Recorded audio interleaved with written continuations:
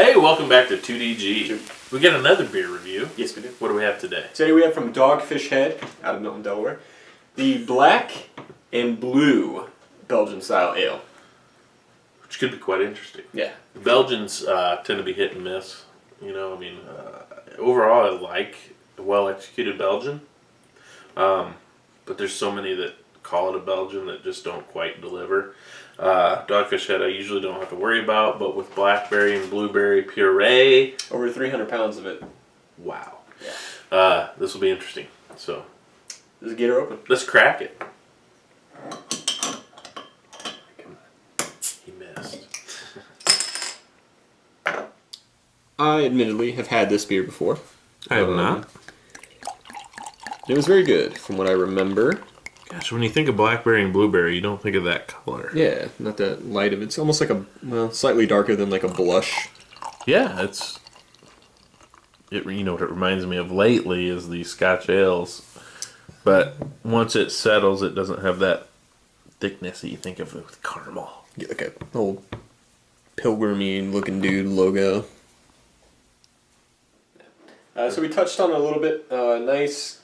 You can see all the fruit particulates floating in there. Yes, you can. But yeah, nice amber rose Orangey. blush color. Yeah, it's a little more on the orange, red peach. You know when the peach starts to ripen. What do I know? Yeah. Head really dissipated quickly. It was a nice kind of fluffy white that is 10%, so shouldn't be sticking around too long. Yeah. So let's get a nose. Definitely. Funk to that. Yeah, you're getting that Belgian estery yeast type of flavor with a tad bit of like a sour funk. Yeah. You're getting a very subdued. Or as you used to say quite often, the horse blanket. Because it's true. I would agree. These have been in the fridge for probably a couple months, but so you do get like the fruit juice aspect. It's not as pungent or robust as I think it should be, but you can still tell that there's fruit in there. Yeah, I think the Belgian yeast qualities are really coming through, which is promising. Let's get a taste. Yes.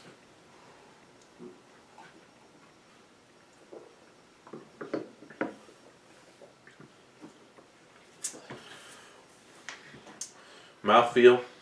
It's not as thick as I anticipated, but it is a syrupy, thick feel. You know what I mean? It's thinner overall, but it's got a nice coating, thick, sugary feel to the mouth.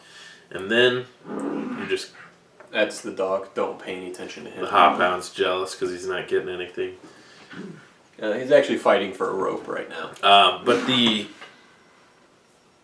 immediately get kicked in the teeth with a blueberry, and that's what I'm coming away with is syrupiness, syrupy thickness, and then blueberry.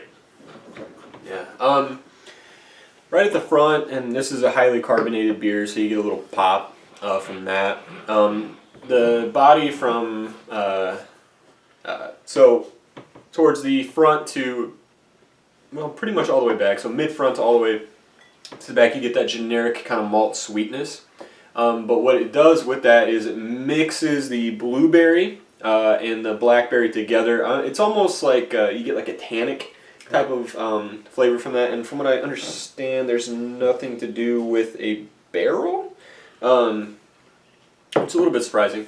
But you also get a ton of the banana clove esters from the yeast, a lot of it, and I don't know if that's because it plays so well off of the puree in there, but the malt with the puree flavors plus the yeast really kind of just melds very well for me. You do get maybe a little bit of like a sour note in there, not anything really detectable that's going to make you hate it. But yeah, and then it finishes nice and dry and clean, which is kind of surprising that it finishes as clean as it does. I will disagree with you. I don't think the mouth... Well, I guess I will agree with you. The mouthfeel isn't quite what I thought it was going to be, but you can still tell that it has body to it. Yeah, I guess that's a better description. It's got good body. There's Okay. a nice body on her. Alright. Go ahead and pull up Rate Beer and let me know what Rate Beer has to say. Don't tell me what to do. Just did. Yeah, so Ray Beer, it's under fruit beer, which I think we've said before, I hate this category because it's so broad. But anyway, style-wise, they're going to give it a 94, and then overall, they drop it down to an 82. So, fruit beer, dumb category. What are you going to give it? Let him recover. Wow. And then have another drink before he talks. Well, it's one of those. The initial drink, I was really impressed with. The more I drink it, though, I'm starting to question. For the style, which is fruit beer, I'm going to go a 9. I feel that it's an excellent execution of fruit beer. Initially, I felt I could tell that there was Belgian as the base, a Belgian style. But I have to admit that the blueberry, blackberry is starting to become rather dominant in my palate. So I'll go with a 9. It's an excellent beer. It's just I'm not sure I could ever drink this whole thing by myself. I'm going to... Number one, I want to know this beer was bottled 3/7 of last year. So it's over a year old. But I'm going to disagree with probably 75% of what you said. Good thing we can nail that down. Yeah. The Belgian quality is there. It's not getting lost, in my opinion, at all. I just think that the characteristics that the Belgian yeast is bringing is just playing so well. I would agree with that. The blueberry blackberry puree. I will say that the flavor isn't overwhelming as you go on. I believe it's as it's warming up, obviously. It's becoming obviously more noticeable, but I believe that the yeast is also becoming more pronounced as well, the flavor anyway. The sweetness obviously balances it out tremendously. The only thing I don't like is maybe it's a little too carbonated, but, whatever. I find it acceptable. Yeah. For style-wise, the 25% I will agree with is the rating. I'll give it a 9. I want it to be a little less carbonated, maybe just a tad sweeter, and it would be a perfect score. But it's solid. I mean, you can't really say anything negative about it. Yeah, I'll have to go back and I'll have to agree that what you said, the style of the beer itself is playing so well with the additives that it really becomes such a smooth overall beer that you kind of lose sight of the style. But I think you're right. It's the style itself, so well executed. Pizza.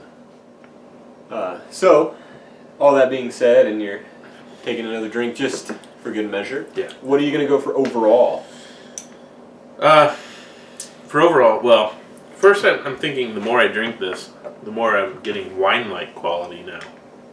And I think that's a testament to the fine craftsmanship that went into this beer.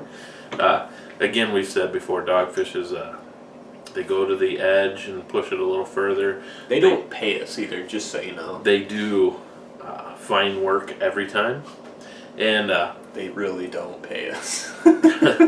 And I think this is one of those beers that's like a transition beer for a wine geek.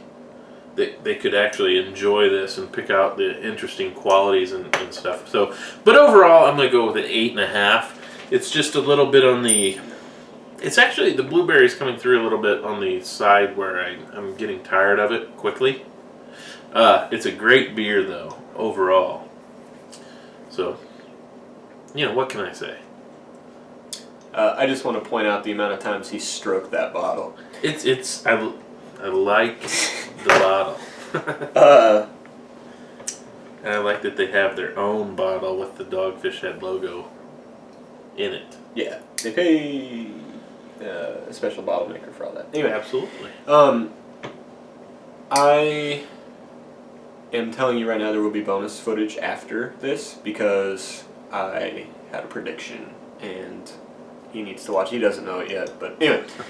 So my overall, I'm gonna stick with a 9. I will agree that you're not gonna be able to drink a whole bottle of this, and I think that kind of the point of the bigger bottles like that is so you don't do that unless you're an alcoholic. But then you're not paying the premium for true. a quality beer. No, yeah, I'll agree with the notes that it could be like a wine transition. It's still maybe a little too beer-y maybe for that, but it is a good stepping stone. The quality is there. They didn't go overboard with the fruit, but they also didn't oversell what they had, which is, if you've watched, I have a huge problem with that. I was going to bring that up, and I totally forgot, but you're right. This is a beer that says what's in it, and you taste it. Unlike a lot. Yeah, and like we said, the Belgian characteristics, at least for me, really play well. It's really well done, well executed, in my opinion. Yeah, I don't have anything negative to say. I've bought this beer multiple occasions now. It's been good every time, even though this one's over a year old. Yeah, I don't think Still this good. is going to hurt from a little bit of aging. Yeah. Yeah. Good stuff. Yeah, it is. So be sure to rate, comment, and subscribe. Follow our Twitter descriptions in the below, whatever that meant. And you'll be alerted every time we post a new video. And then also, if you want to share either a story about this beer or a comment about a beer we should do in the future, or you just want to send us a beer, Let us know. take anything. Let us know. Because we know there are a lot of small breweries that we just can't get to, or we're not able to get to yet. And we'd love to review. 2DG. Hey, see you later. I'll be here for entertainment value. One of them couldn't figure out how to open the door. The other one used to provide is John Hancock. Yeah, so interesting stuff going on. I think that overall, I'm going to guess, he hasn't said it yet, I think overall he's going to give this beer I'm going to say 8.5. I think I'll drop it down a little bit, but we'll see if my projection is right. We did order, obviously, pizza again. Baby talked to the dog there, but Hey, and that guy was the first one I've had from there for a long time. It didn't look like a criminal. we'll see what happens. Has he been talking to himself the whole time? Yeah.